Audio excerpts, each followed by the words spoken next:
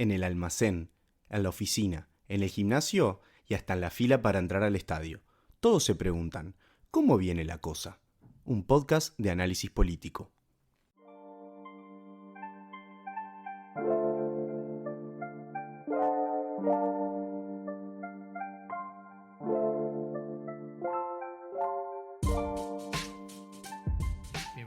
Bienvenidas a un nuevo episodio de La Cosa. Muchas gracias por estar del otro lado de este podcast o stream o video podcast. El otro día me corrigieron muy bien porque yo siempre decía, ¿es un podcast o un stream? Y dijeron, no, lo que hacemos es un video podcast. Bueno, muchas gracias, me acabo de enterar y lo agradecí a quien me lo dijo.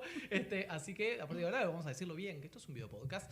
Tamara Zamudio, ¿cómo estás? ¿Qué tal? ¿Cómo están? Volví. ¿Volviste? Qué bueno. Así, siempre es importante efectivamente. volver a los lugares donde a uno le gusta estar. Donde a uno le gusta estar tal cual. Así que encantada de estar de Esto vuelta. de estar eligiendo tema igual, debemos discutirlo, porque como que si te gusta el entrevistado, el tema, venís, y si no... Así en paracaídas. Te aviso haces... 2 días antes, te digo, mira, me voy... Perfecto, eso también es una honra para el invitado. Ahora, todos los que no venís van a quedar diciendo, entonces cuando vine yo, Tamara no estaba. Bueno, o sea, funciona por la positiva, pero también funciona al revés. Múltiples factores, no es fácil. Los viernes de tarde no son fáciles, la verdad. Estamos así que agradecido de que estés aquí y mucho más agradecido de que esté aquí Álvaro Padrón. ¿Cómo estás, Álvaro? Seguramente lo conocen, Álvaro, por su trayectoria en medios, pero además de eso, Álvaro, que es analista político internacional, es el secretario ejecutivo del CEFIR, que es el Centro de Formación para la Integración Regional, y también es asesor del gobierno en temas de integración regional, y tuvo también su participación durante la última campaña presidencial del Frente Amplio. Así que nada, lo vemos por sus diferentes sombreros, pero siempre interesante charlar con él. ¿Cómo estás, Álvaro? Bien, y con ganas de conversar. Sé que es tarde, que es un viernes, pero gracias por venir a Tamara, sobre todo.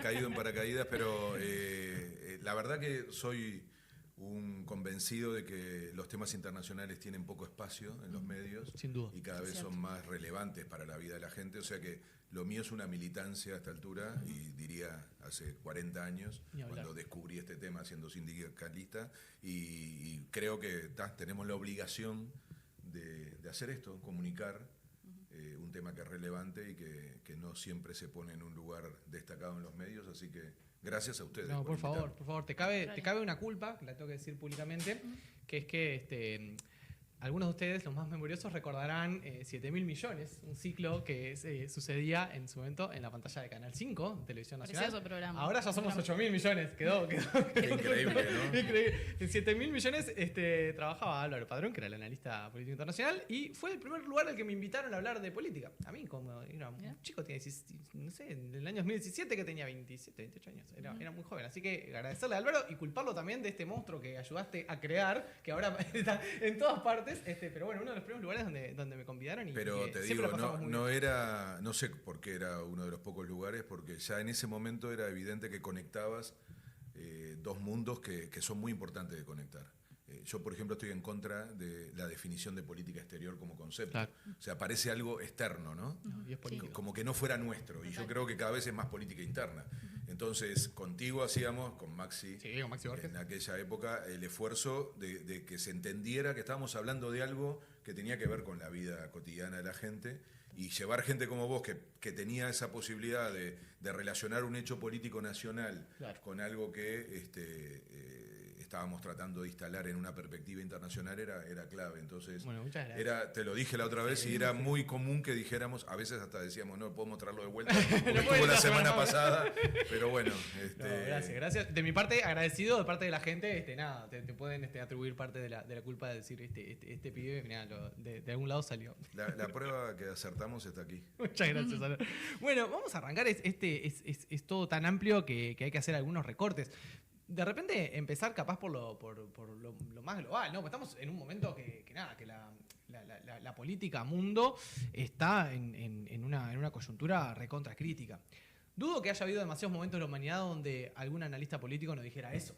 Supongo que siempre, como decía Hobsbawm, tiempos interesantes. Me han tocado vivir tiempos interesantes con Hobsbawm. Nosotros podemos repetir que también estamos viviendo tiempos interesantes con todo lo que tiene también de doloroso, de triste, de terrible, ¿no? Pero bueno, justo en esta semana, hay luces alarmas de guerra en Medio Oriente, ¿no? Cuando no, pero bueno, ahora entre dos, que son las potencias nucleares del Medio Oriente, las potencias más importantes junto con Arabia Saudí, que son Israel e Irán. Y en esta última semana, bueno, hay ataques cruzados y siempre el temor de que eso pueda escalar.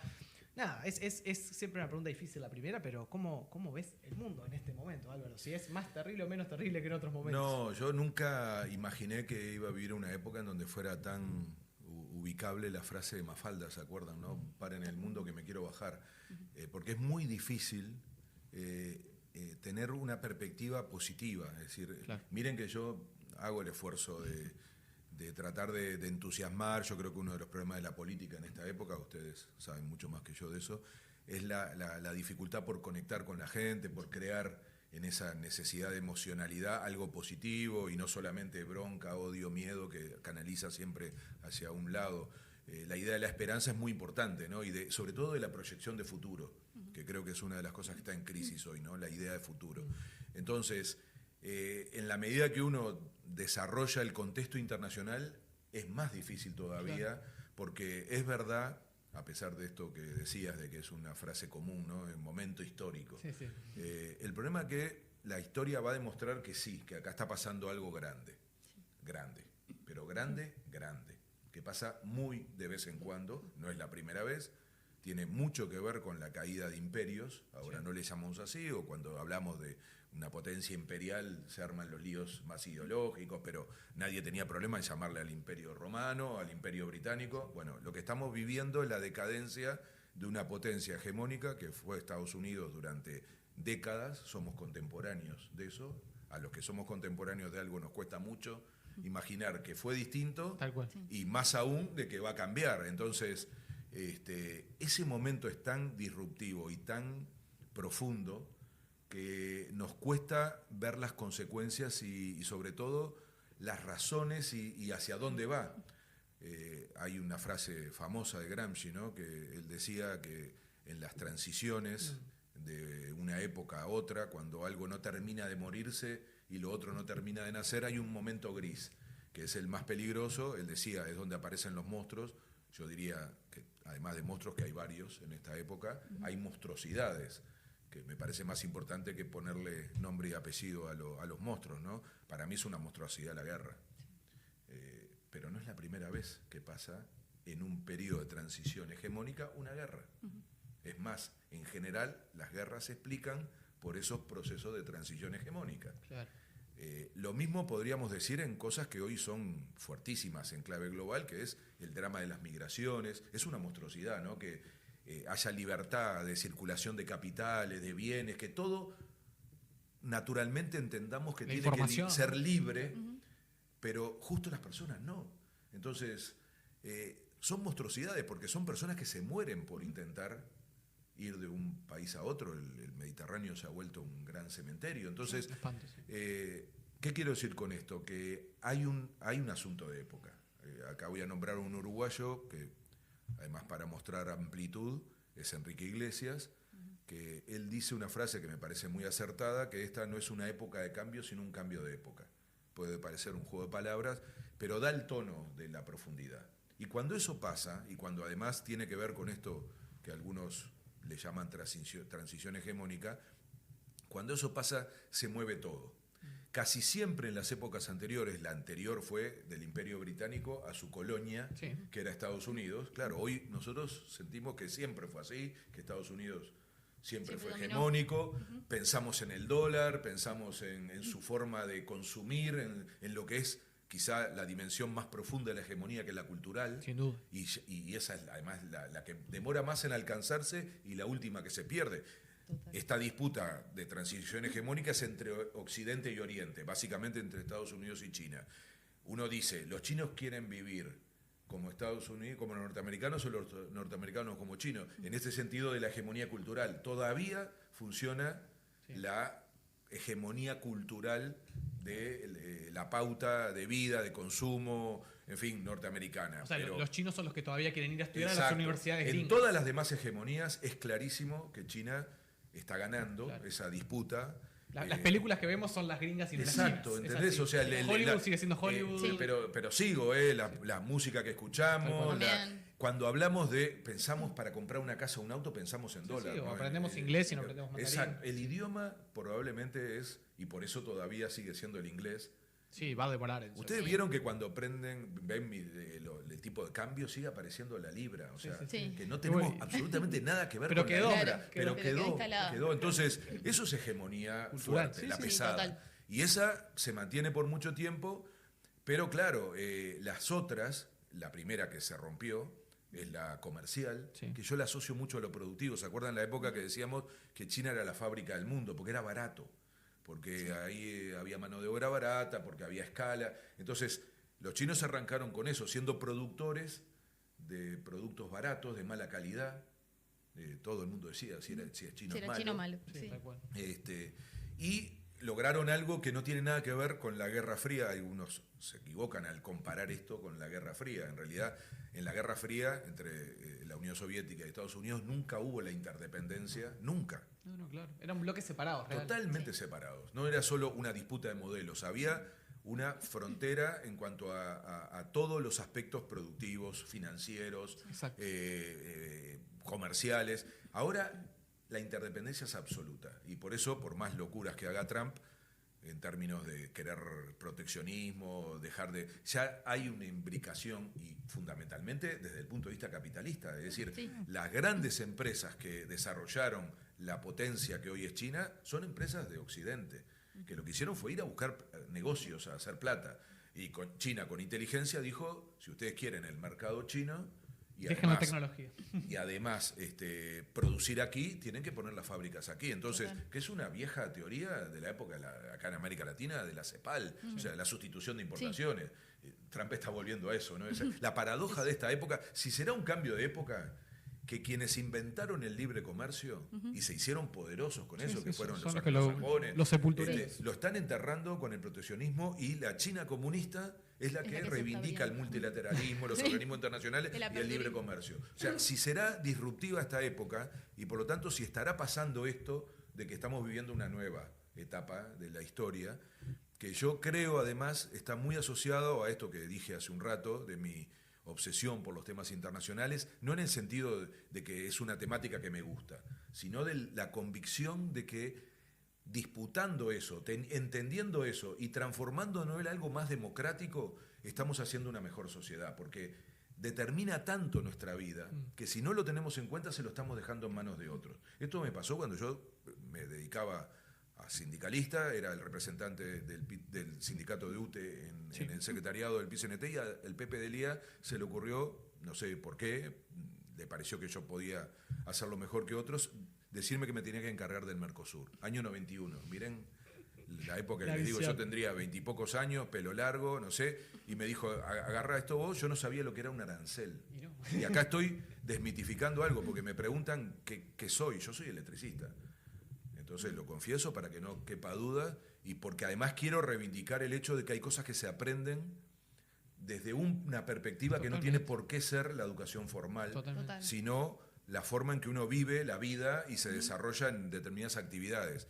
Entonces, un día me sentaron en una negociación que duró exactamente un año, con un invento que hizo Lacalle Padre, que fue el que firmó el Tratado del Mercosur, y tuvimos un año en un espacio que se llamaba Comisión Sectorial del Mercosur, en donde empresarios, trabajadores y gobiernos negociábamos la forma en que Uruguay se abría a la región. Eso significó, entre otras cosas, la desaparición del 30% de las industrias uruguayas. Por eso cuando a mí me vienen a hablar de enterrar el Mercosur, les digo, paren, porque nos costó demasiado caro esto, y algunos que veíamos los costos, sin embargo asumimos que desde el punto de vista estratégico, tenía sentido. eso era clave. Independientemente de que en ese momento estuviera conducido por una lógica absolutamente neoliberal. Miren, Lacalle, Menem, Collor de Mello y Rodríguez en Paraguay. O sea, ese era el cuarteto del Mercosur de ese momento, y había que ir a explicar a los lugares de trabajo que detrás de ese proyecto era una buena cosa, digamos. había Había algo de largo positivo. aliento que teníamos que defender. Y si además lo tenías que ir a discutir a una fábrica en donde se iban a quedar sin trabajo, por ejemplo FUNSA, miren que FUNSA era como la Honda en otra época. O sea, eran esas cosas, o Panam para los norteamericanos. No se podía fundir eso. Too big to fail, como dicen los gringos. Demasiado grande para claro. caer. Y además era una corriente sindical muy fuerte. Claro. Bastante radical, teníamos discusiones durísimas. Y yo iba a esa fábrica, que además es de mi barrio, de Villa Española, y tenía que decirles, miren, hay que defender el Mercosur, el movimiento sindical lo tiene que apoyar. Ahora, ¿saben qué? Esta fábrica va a cerrar por eso. Porque significaba que las cubiertas de Argentina y de Brasil eran más baratas, producidas con más productividad y capacidad de competitividad, y nosotros las contrabandeábamos en la frontera o se la comprábamos a FUNSA, que lo que hacía era ponerle un impuesto a las cubiertas para que no pudieran entrar del exterior. Y con eso, entonces, una fábrica entera vivía de eso, que era una ficción.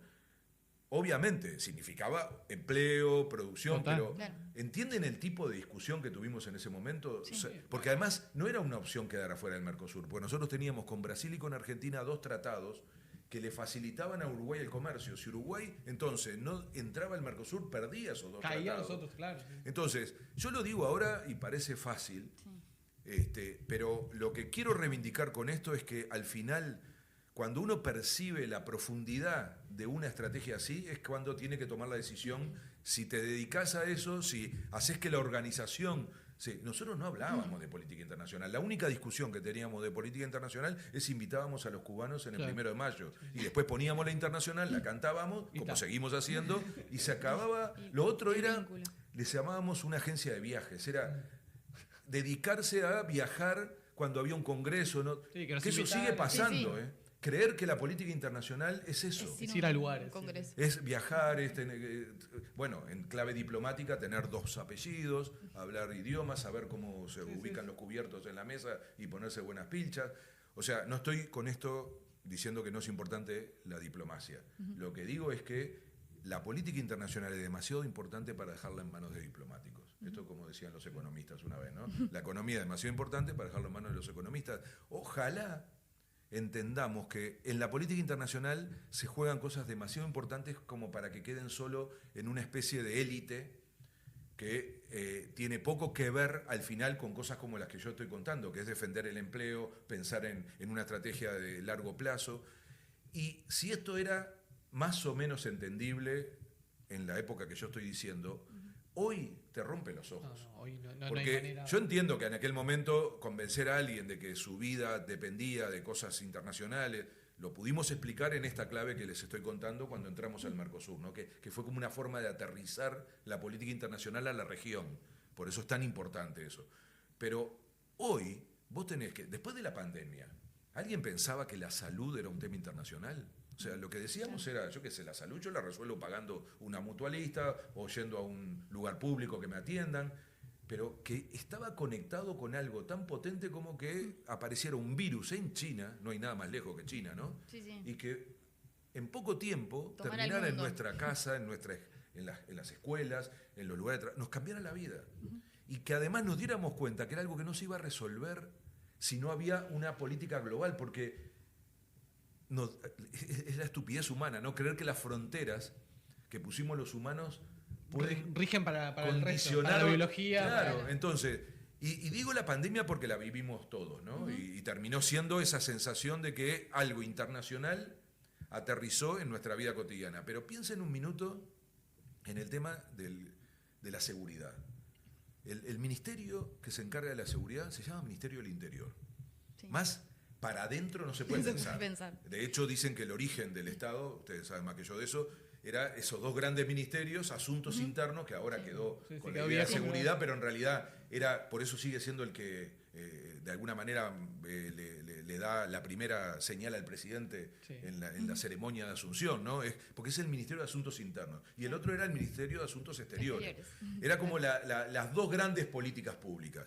Ahora se resume a seguridad, ¿no? Y a policía. Pero incluso con esa concepción tan para adentro, hoy somos conscientes que el tema de seguridad no se resuelve en un país. Totalmente. Porque el actor fundamental de la inseguridad o del delito es transnacional. Y ahora tenemos además un uruguayo famoso por eso, ¿no? Que no lo vamos a agarrar ni el año el arquero. para usar una frase vieja. Porque el tipo juega en una cancha que los estados no juegan porque los estados están encerrados, la democracia, las políticas públicas, los gobiernos, en el Estado-Nación. Sí. Mientras que hay actores transnacionales, empezaron siendo las empresas, Sí, sí. por eso se llama empresas transnacionales, que entendieron la escala del juego, pero ahora también es el crimen organizado. Sí, sí. Entonces, vos vas si querés agarrarlos con un ministerio que solo funciona a escala nacional, ¿me explico? Y que después tiene que hacer acuerdos a ver si la información que le pasan, si tiene competencias para ir, es un lío, porque además entra el Poder Judicial y si puede, es un lío. Y ese es un problema de diseño hoy del mundo, en donde tenemos problemas globales, y no nombré el más grande de todos, que es el ambiental, que es el que pone en riesgo al planeta La propia entero. existencia, sí. Que eso no pasó nunca en las transiciones hegemónicas anteriores. En todas las discusiones anteriores, con guerras, con disputas de imperios, nunca estuvo en discusión si el planeta sobrevivía. Ahora sí. Entonces, tema más evidente para tratar globalmente que ese no hay. Pero nombré otros que son de la vida cotidiana, la seguridad, la salud, el empleo. El empleo hoy se condiciona básicamente a través de empresas que no son de nuestros países. Y que por lo tanto o tenés una actitud desde el gobierno, desde los sindicatos, desde los interlocutores, para debatir a esa escala, o quedás liquidado. Sí, sí. Porque te cierran, miren lo que pasó con Pedido Ya, ¿no? Un día te dicen, no, sí, perfecto, exoneración tributaria, venimos, nos instalamos en Uruguay, generan empleo, un día te dicen, nos vamos, queremos que la oficina esta, es lo mismo que hacemos acá, ahora se haga en Paraguay. Entonces, los sindicatos, ¿qué tienen para hacer? Porque antes hacíamos una huelga, no, pero se van. Ya ni saben dónde está la casa matriz. Sí. Entonces, mi punto aquí es que o entendemos ese nivel de escala que hoy tienen los problemas, o vamos a seguir frustrándonos con la democracia. Dos politólogos, yo les digo, no sé cómo no se analiza más en profundidad en esto que hay de descreimiento en la democracia, en las instituciones, esta sensación de que la democracia empieza a perder popularidad y adhesión. Bueno, hay un problema que es estructural, que es de escala. La democracia está hecha para el Estado Nacional, nosotros discutimos, elegimos gente de nuestro país, son legisladores, regulan, hacen leyes, el gobierno luego electo gobierna, pero la mayoría de los problemas que son claves para una sociedad empiezan a no estar solamente, no digo que no haya espacio para la política del Estado Nacional, estoy diciendo que hay una dimensión que lo supera y que la democracia como sistema y las instituciones, estoy hablando de una parte del mundo, ¿no? Sí, sí, las que abreva de eso, que es la minoría del mundo, pero sí. Dicen que el 45%, pero bueno, y ahí empieza también a explicarse por qué a otras regiones en esta etapa la hegemonía les resulta más fácil de conquistar, porque probablemente no tienen este sistema. Porque hay que preguntarse cuál es el sistema que funciona en China y que le permite, además de una estrategia, hacer proyecciones de mucho más largo plazo que a los sistemas. No tienen Occidente. Este problemita de que hay elecciones dentro de 2 años. Apenas esta inestabilidad de decir que como la democracia implica tomar decisiones, cambiar, ir. Entonces, estoy planteando algo que tiene fundamentalmente como escenario el mundo y que nosotros, lo peor que nos puede pasar a un país que nunca lo fue, es ser aldeanos. Que es una tendencia que no sé por qué anda en la vuelta, porque como además nos sentimos diferentes, yo detesto la teoría de la excepcionalidad uruguaya, me parece un disparate creer que estamos vacunados, no, acá la ultraderecha no va a venir, no, acá la polarización no va a pasar, acá la corrupción, acá los narcotraficantes, o sea, vivimos diciendo lo que no va a pasar y es una cuestión de tiempo, suavemente ondulado, ¿no? Sí, sí. Y con más lentitud a la uruguaya, pero... Y en todo caso, aunque no nos toque como le pasa en otros lados, el efecto es el mismo en el sentido de que somos parte de una misma región, un mismo planeta, o sea, sí, sí. Acá nadie se salva solo, me parece una de las imágenes más importantes de esta recreación del internauta, ¿no? Que en realidad es muy potente desde el origen. Ese cómic que reivindicaba eso, ¿no? La idea de que nadie se salva solo. Me parece de las mejores consignas que han aparecido en tiempos de globalización. El tratar de construir cosas juntos.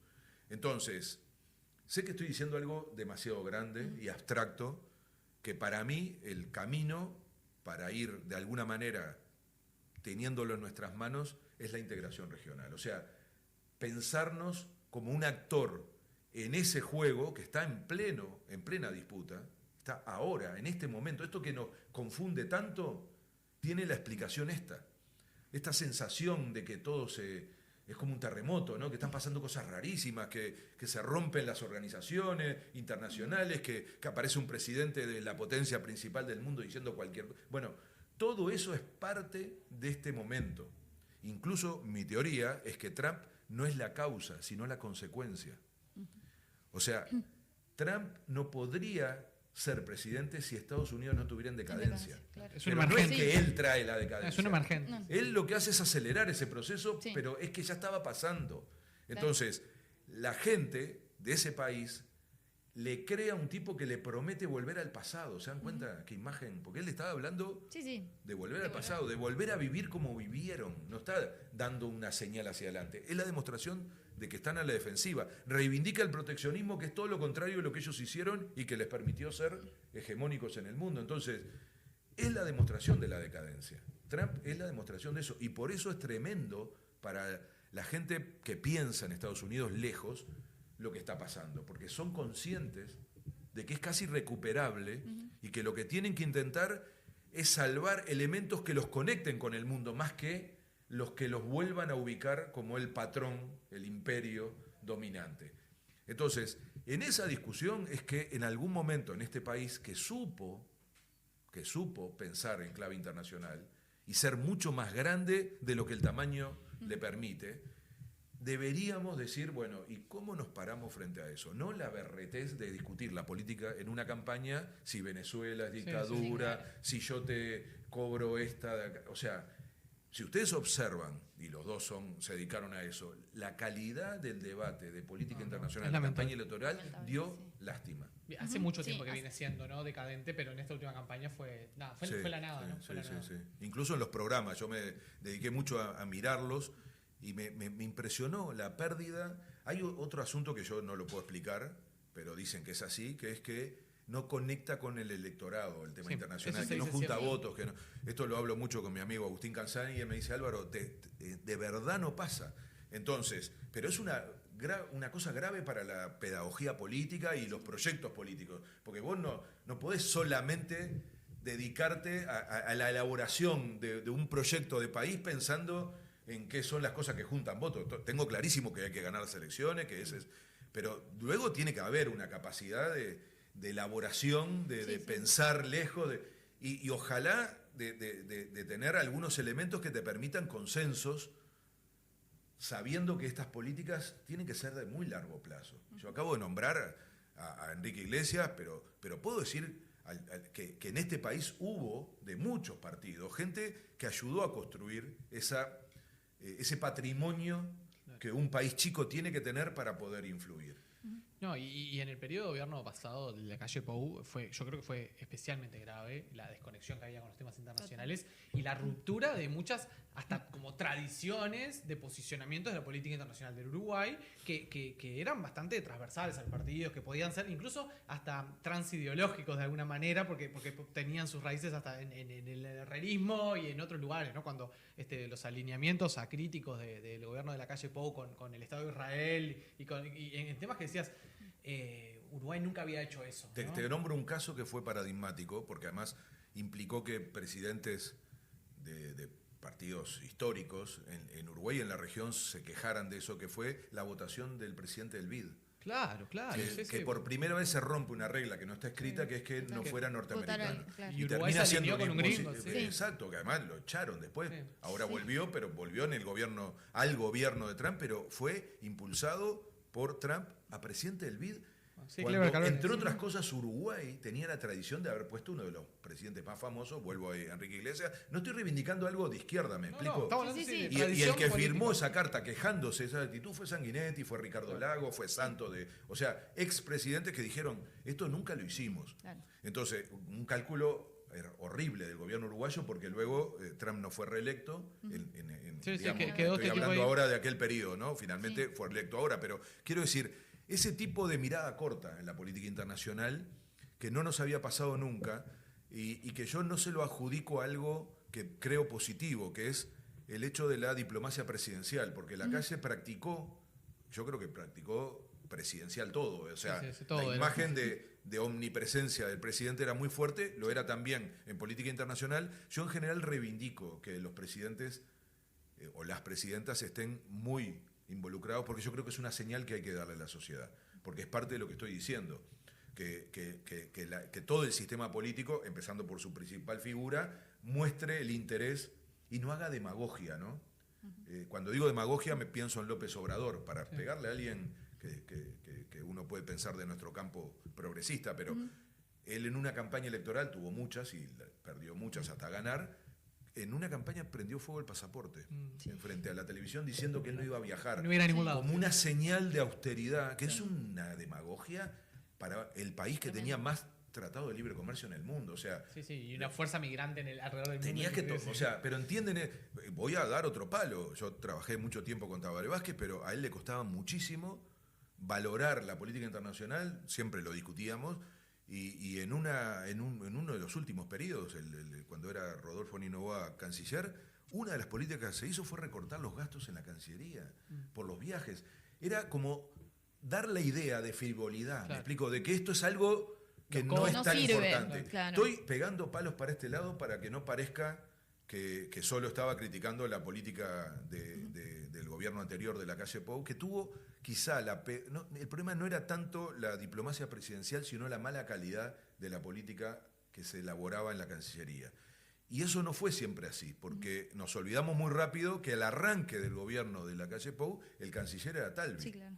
Por supuesto, lejísimo de mi visión ideológica y demás, pero que tenía esto que vos dijiste, una especie de cuidado por una historia de valores, principios, prácticas. Por ejemplo, dijo que era un golpe de Estado lo de Bolivia. Lo dijo. Lo dijo. Yo siempre me quedé pensando qué hubiera pasado si hubiera seguido Talvi de canciller. Si no hubiéramos tenido incluso un cambio en la ecuación de liderazgos en este país, al interior de la coalición, pero también en relación a los dos grandes partidos, o sea, era una figura claramente que estaba llamada a eso, y se acuerdan que además pandemia mediante tenía esa una enorme popularidad. Entonces, pero sobre todo tenía este cuidado de que la política internacional estuviera muy conectada con la historia de Uruguay y sobre todo con el aterrizaje en cosas que la gente entendiera que eran importantes. Otra cabeza. Increíblemente, después de un periodo penoso de la política internacional, con un personaje que ni lo preciso nombrar, porque además se metió en otros montones de líos, vino un último periodo con Omar Paganini que yo respeto mucho, porque hubo un intento de volver a tener la política internacional en un marco de seriedad y demás, entonces ya era tarde, ¿no? Pero pasaron cosas que volvieron a ser interesantes. Solo un episodio al final fue lamentable, que es cuando Lula invita a los países de América Latina a participar de la cumbre del G20. Y nombro esto porque dentro de pocos días tenemos la cumbre de los BRICS. Nunca va a estar Uruguay sentado en esas mesas. El G20 es el grupo de las 20 economías más grandes del mundo. Nunca lo vamos a hacer. No, ni siquiera hay que aspirar a eso. Simplemente es algo que no va a pasar por tamaño, pero si un país de la región nos invita a participar cuando preside ese organismo, lo que hay que hacer es aprovechar y estar. Bueno, Lacalle no fue. Nunca lo explicó por qué, dijo que tenía problemas privados, en fin. Ahora estamos haciendo exactamente lo contrario. La cumbre de los BRICS es bastante distinto a la del G20, pero significa lo mismo, la oportunidad de ir a una reunión donde nunca vas a estar. Estamos hablando de las 5 y ahora van a ser 6 más, potencias más grandes del planeta que están tratando de encontrar un equilibrio frente al orden mundial anterior, porque son países que quedaron fuera del esquema original que se armó a la salida de la Segunda Guerra Mundial. Estoy hablando de Brasil, estoy hablando de India, estoy hablando de Rusia, estoy hablando de China y estoy hablando de Sudáfrica. Esos son los BRICS, por eso el nombre. Es bastante más interesante que el G20 porque ahí hay más capacidad de pensar desde, digamos, el subdesarrollo. Ahora es más relativo por la evolución de algunos de los países que nombré. Pero tienen problemas similares, que es estar afuera de la nomenclatura que se armó y que ahora se está desarmando, ¿no? Por ejemplo, el Consejo de Seguridad de Naciones Unidas. Entonces, ahora nos vuelve a invitar Brasil porque preside los BRICS y hace la cumbre a principios de julio Y ahí vamos a ir, ahí va el presidente de la República. Y ahí vuelvo a reivindicar la diplomacia presidencial, porque no es lo mismo que esté el presidente que esté un ministro. Ahí se está demostrando interés, voluntad política, centralidad en el tema.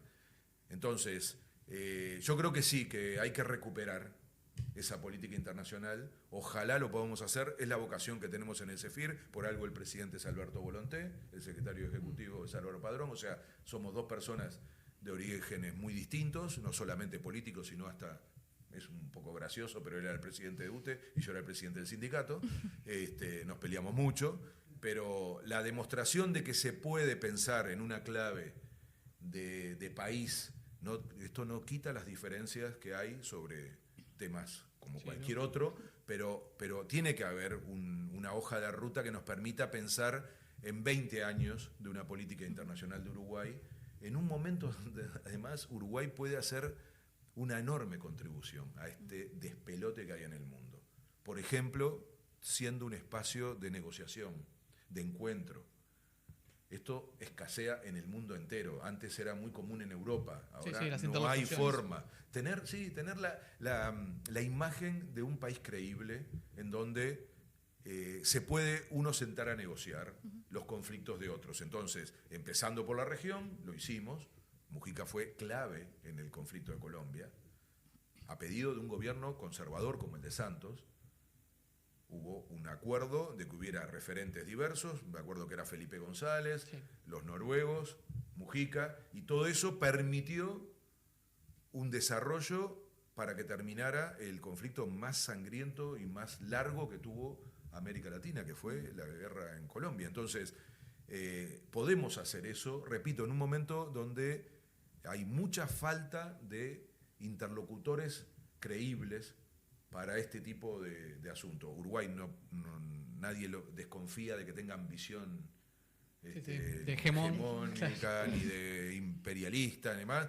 Somos muy útiles en la región también para eso, en clave integración regional. Por algo nos acaban de elegir para la presidencia de la CELAC, que es la Comunidad de Estados Latinoamericanos y Caribeños, para el 2026, pero ya estamos dentro de lo que se llama la Troika, que es los tres países, el anterior que fue Honduras, el actual que es Colombia y el futuro que es Uruguay. Ya somos parte de la dinámica con la que se está impulsando ese proceso. Vamos a asumir el mes que viene la presidencia del Consenso de Brasilia, que es un poco lo que se intentó continuar cuando no fue posible reinstalar la UNASUR, me refiero entonces a Sudamérica, y somos también un factor de equilibrio y de unidad en el Mercosur. Y estoy nombrando los 3 círculos concéntricos de la región, de esa estrategia que para nosotros es clave, porque necesitamos región para discutir el mundo. No es que uno va a caer en un paracaídas a las Naciones Unidas y decir, pido la palabra y digo, no, hay que tener peso, hay que tener tamaño, hay que ser capaz de tener un poder que te permita que te escuchen y que te impongas.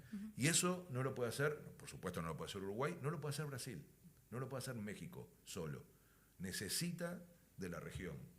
Entonces, el futuro orden mundial se va a construir a partir de la negociación de bloques regionales. Y hay que evitar caer en la trampa de la bipolaridad. O estoy con China o estoy con Estados Unidos. No, no estoy con no nadie. tenemos por qué estar Somos con ninguno de los latinoamericanos. dos. Entonces, esto nos pasa a nosotros, pero le pasa a los europeos. Los europeos no saben ya qué hacer, porque están en un lío, son un poder intermedio, aunque les moleste a su ego, pero son un poder intermedio, necesitan aliarse con otros poderes intermedios, uno somos nosotros, otro es África, porque si no este juego va a ser de 2 elefantes gigantes que nos van a pisar a todos, y que tienen intereses, porque no es acá no Estados Unidos es decadente, tiene su historia, pero China nos está hundiendo también en la primarización de la economía. Nosotros con China tenemos la misma matriz productiva que tuvimos con el resto del mundo los últimos 50 años. Producimos materia prima y les compramos bienes con valor agregado. Y eso se aumentó con China. Claro. Es peor que lo que nos pasa con Europa, con Estados Unidos. Entonces, en otros sentidos, hay flexibilidad, cooperación, pero en eso que es duro, los chinos nos compran agua dulce. ¿Ustedes pensaron eso? Nos compran agua dulce, es lo único que nos compran. Porque nos compran celulosa, nos compran arroz, nos compran carne, nos compran lácteos y nos compran soja.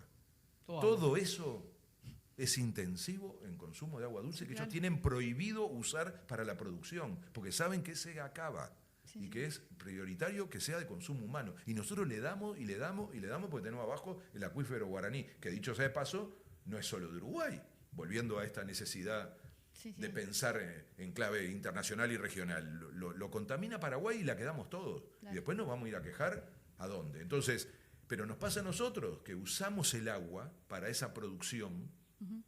Hay todo un debate sobre si se cobra o no se cobra, pero lo cierto es que generamos una riqueza para una parte de la sociedad, porque hay que entender que toda esa producción que yo mencioné es muy débil en la distribución de empleo y demás. Totalmente. Entonces, tenemos un problema para pensar en largo plazo si seguimos haciendo eso. Y eso nos está pasando con China.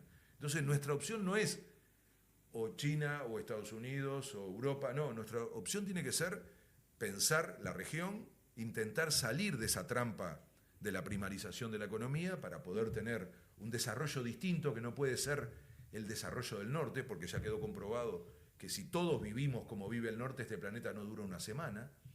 Entonces, quizá reivindicar las formas que tiene esta sociedad de América Latina de conectar con la naturaleza a través de pueblos originarios que saben hacer eso.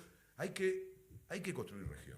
Y desde esa región intentar influir en el nuevo orden mundial que se está creando. Ahí va, bien. Vos mencionabas esto de la diplomacia presidencial, que lo has repetido en varias entrevistas, digamos, o hablás bastante de esta cuestión de la diplomacia presidencial, y ahí te engancho un poco en esta situación también de la región y de lo que es la figura de Orsi, ¿no? ¿En qué sentido pensás que un poco el liderazgo o las capacidades políticas que muestra Orsi, digamos, pueden ser útiles en este contexto regional? Por un lado, como decimos, tan cambiante, tan bélico, tan complejo, pero también con algunas oportunidades en términos de integración, y ahí te lo conecto también con un punto y un país clave para el Uruguay y para la región como es Argentina, ¿no? Y en esta idea, digamos, de la diplomacia presidencial, si ves en Orsi una figura que pueda generar algún tipo de acercamiento, una figura tan compleja, ¿no? Y lejana a lo que es el Frente Amplio como es la figura de Milei. Está muy bien planteado así, porque la primera impresión que uno tiene es que es muy difícil. El problema es que no hay muchas opciones y ni hay muchos liderazgos en la región capaz de hacer algo así. Porque lo primero que tenés que tener para que eso ocurra es la legitimidad de haberlo hecho hacia adentro. Claro. O sea, vos no podés vender algo que no practicás. Al menos en este mundo que ya todo se puede ver, nadie se puede engañar, ¿no? Entonces, lo más importante que tiene Uruguay no es lo que promete, sino lo que hace. Por eso llama tanto la atención afuera, y lo usamos bien, eso de que vayan un presidente y 12 presidentes. Sí. Ya es una... Capaz que acá nos aburre en Uruguay, pero les aseguro que es una forma de mostrar que es verdad que eso ocurre. Sí. Y ya ha pasado con perfiles muy distintos. Yo qué sé, cuando asumió Lula, allá fue Mujica Sanguinetti junto con la calle Pou, ahora el premio en Argentina, y así puedo seguir. Y lo que más impresiona es cuando vienen de afuera y ven en realidad lo que pasa aquí, y ven que el cierre de la campaña... Cuando cierra la campaña, no, el día del triunfo del Frente Amplio, el discurso del recientemente electo presidente es: tenemos que pensar en los que hoy no están festejando. O sea, es algo que en Argentina, a mí me encanta, yo miro muchos programas periodísticos en Argentina y hay un momento que empiezan a decir: basta Uruguay, que no nos enrostren más esta forma que tienen de dialogar. Bueno, entonces, cuando uno tiene eso, la clave es poder también representarlo hacia afuera. Yo creo que eso ocurre en Uruguay por el tipo de liderazgos que tenemos y por una forma de pensar la democracia, la convivencia, y en ese sentido creo que la ciudadanía en parte tomó decisiones sobre los líderes, y en particular sobre el presidente también, porque valora eso. Yo siempre me quedé muy atento a lo que fueron las internas, ¿no? En este sentido, quizás fueron más importantes las internas que la propia elección. Porque luego en la elección se estaban eligiendo proyectos políticos, hasta afinidades que uno tiene con los partidos, pero en las internas era mucho más esta discusión del perfil de liderazgos, y yo participé de una parte de la campaña y era una discusión seria, porque cuando vos estás queriendo buscar los votos de los tuyos, en general tenés la tendencia a a ir más a fondo Claro. en relación a tu identidad, a las cosas que querés escuchar, y eso pasó, por ejemplo, claramente en la interna del Frente Amplio, ¿no? Entonces, y ahí hubo una decisión estratégica de decir, no vamos a hacer dos discursos, vamos a hacer un solo discurso y tendrá que tener la trazabilidad de pasar la interna y luego sostenerse si es que la gente lo elige. Entonces, a mí me parece que efectivamente se hizo una opción por un tipo de liderazgo vinculado a esto. No estoy hablando de lo programático, estoy hablando de la forma El talante. de diálogo, sí. Y eso hoy es muy coherente con ofrecerlo en términos regionales.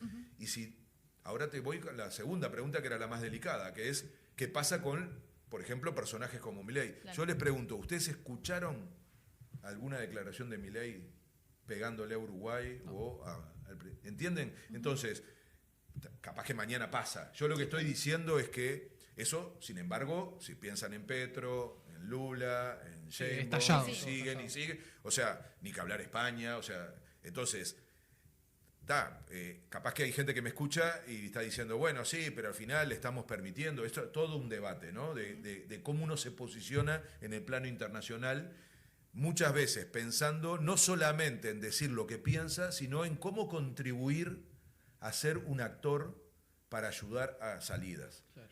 Y me meto en líos sin problema, me meto en Venezuela, me meto en Gaza, o sea, siempre uno va a tener esta tensión entre decir algo de una manera como le gustaría poder expresarse o pensar, insisto mucho en lo de Venezuela porque creo que es dramático no poder ayudar a encontrar una salida y seguir agregando leña al fuego. Es detestable.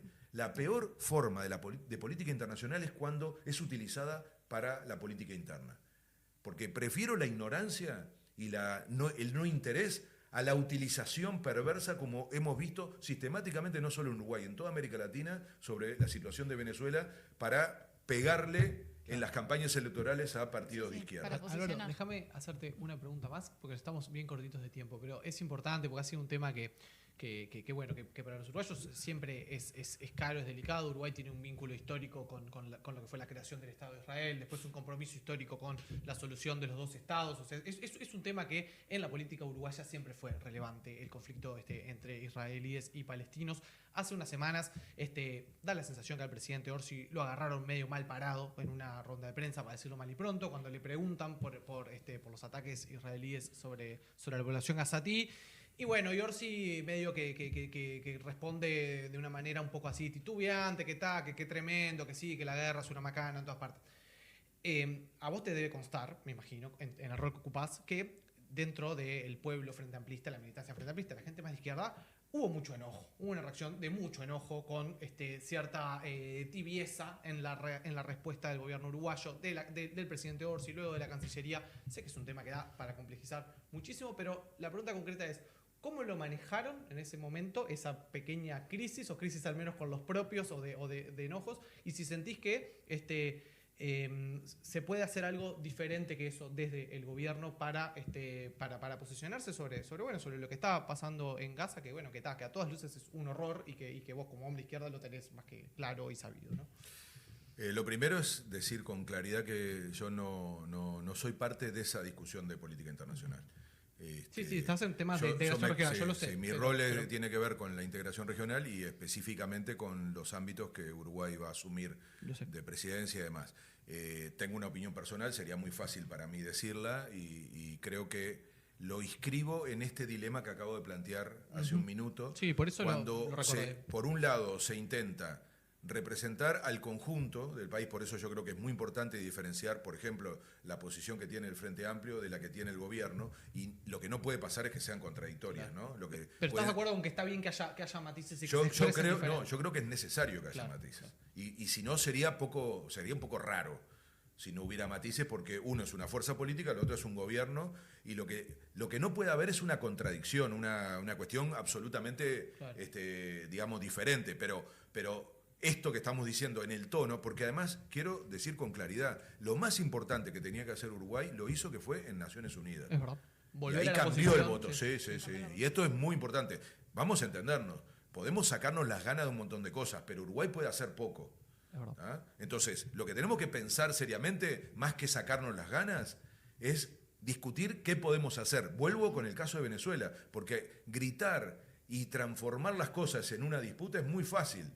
Pero discutir en serio dónde está el margen para que lo que hagamos le sirva a la gente que la está pasando mal, que no somos los que después nos vamos a dormir tranquilos y a mirar la tele y a quedar tranquilos con nuestra conciencia. Entonces, repito, esta discusión la tuvimos, ¿se acuerdan? En el segundo gobierno de Tabaré Vázquez, cuando Uruguay convocó a un espacio para negociar la situación de Venezuela. Es cierto. Que nos costó porque nos mataban los venezolanos, el oficialismo.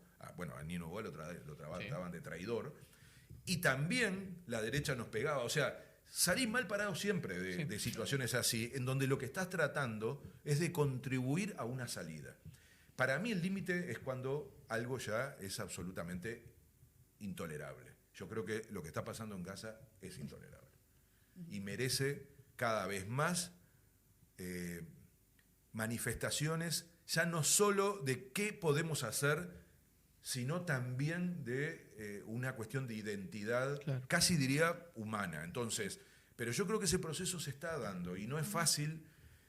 Las respuestas institucionales no son las mismas que las de las personas o de instituciones que no tienen roles gubernamentales, digamos. Entonces, yo ahí lo que creo, confío mucho en la profundidad de los valores y demás. Entonces, no quiero transformarme en la comodidad de decir lo que yo pienso. Me parece que el agravamiento de la situación está llevando a que cada vez haya más conciencia de que hay que actuar y sobre todo, y esto creo que es lo fundamental, hacer que la gente participe. Para mí, y esto lo digo no solo a escala uruguaya, sino a escala planetaria, tiene que empezar a haber más movilización popular detrás de estas cosas, incluyendo en los países afectados y particularmente lo que tiene que pasar dentro de Israel. O sea, nosotros necesitamos que se toquen esas fibras que son las que van realmente a poner en cuestión lo que está pasando. Porque lo que no podemos hacer es quedarnos tranquilos con el discurso. Claro. Entonces, estoy diciendo algo que sé que es complejo y que mucha gente puede sentir y con toda la razón. Que no le alcanza, capaz. Que no, sí, pero yo pido que se piense en cada momento, primero que se tenga confianza, pues yo creo que estamos frente a algo que obviamente no se hace por una perversidad, sino porque se está buscando la mejor forma de ayudar. Y en eso puede uno equivocarse. Yo siento que a esta altura eso ya no debería ser la prioridad, sino la necesidad de aumentar la presión por donde sea posible, porque lo que está pasando ya tiene niveles en donde no puede haber ninguna duda que hay que pararlo. Y en eso, ahora la desgracia es cómo se abrió otro frente, ¿no? Eso daría para una conversación larga, porque esta gente se alimenta de las guerras. Nosotros estamos frente a un gobierno, no un pueblo ni un país, un gobierno que es genocida, que no es lo mismo que decir que el país. Y yo estoy tan convencido de esa discusión que es muy importante activar los factores internos dentro de Israel. Y ojalá también pase con la comunidad internacional, que está lleno de esa.